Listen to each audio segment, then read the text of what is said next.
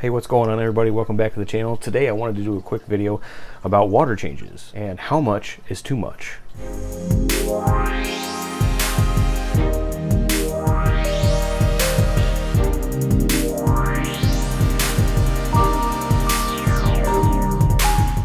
So water changes.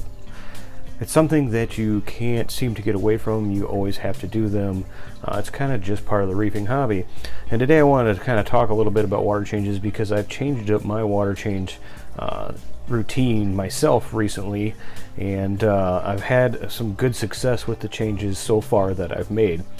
So prior to the change, I did water changes weekly on both my aquariums, the one behind me and my 20-gallon nano upstairs. I did 10 gallons on this, 5 gallons on that one. Every Sunday. That was my weekly routine. But lately I've been having some issues with the tanks. This one I've kind of had a case of the browns, like diatoms, just always crusts in the sand, growing on the back of the aquarium, growing on equipment. I've kept it at bay and it hasn't gotten out of control, but it's just been kind of ugly. As far as the tank goes upstairs, I've been having dinoflagella issues, just slimy snot all over the entire tank, so I've been battling that as well. So with the two tanks battling terrible nuisance algae, I decided to change my water change schedule up and reduce them. And today is Sunday and I'm not doing water changes. I didn't do them last week and I'm not doing them again. So far it's been a week since I've done water changes, and the improvements alone in both aquariums is quite interesting. The one over here, the diatoms are starting to disappear. The algae on the back of the tank is starting to disappear. Overall, I'm seeing an improvement of the nuisance algae not being in the tank as much. And upstairs as well, same thing is happening. Yeah, I mean, they're slowly disappearing and they're coming back less and less every day. So it kind of makes me wonder, you know, am I changing my water too much? Am I stripping the tanks of nutrients to the point where I'm letting this nuisance algae grow? And I think the answer to that question is yes. On this tank behind me, I'm actually trying to raise my nutrients. I was running no nitrates, no phosphates, and had algae issues constantly. So I've been feeding more, I'm not doing water changes, and my nutrients are going up and my algae problems are starting to disappear. So it might go hand in hand where, you know, you're thinking, oh, once a week doing like a 20% water change, but you might actually be doing more harm than good to your tank by taking out too much nutrients.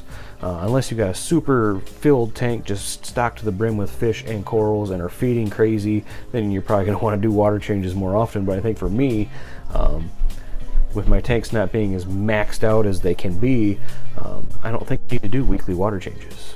I think I'm going to stretch it out to every 2 weeks and see how it goes from there. I'm just going to keep an eye on my parameters and watch hopefully the rest of this nuisance algae just disappear. I know in the most successful tank that I've ever ran, which was the one before this one, I did water changes once every couple months, and that thing was just completely covered in coralline algae front to back. I was scraping off with razor blades every couple days. I mean, it grew so fast, and the tank did wonderful. And I didn't do water changes hardly at all. But now that I've been like so in tune with my tanks, doing these water changes weekly, every day, you know, keeping the routine maintenance, which is key to keeping a successful aquarium, is being routine. But I think I was almost doing too much.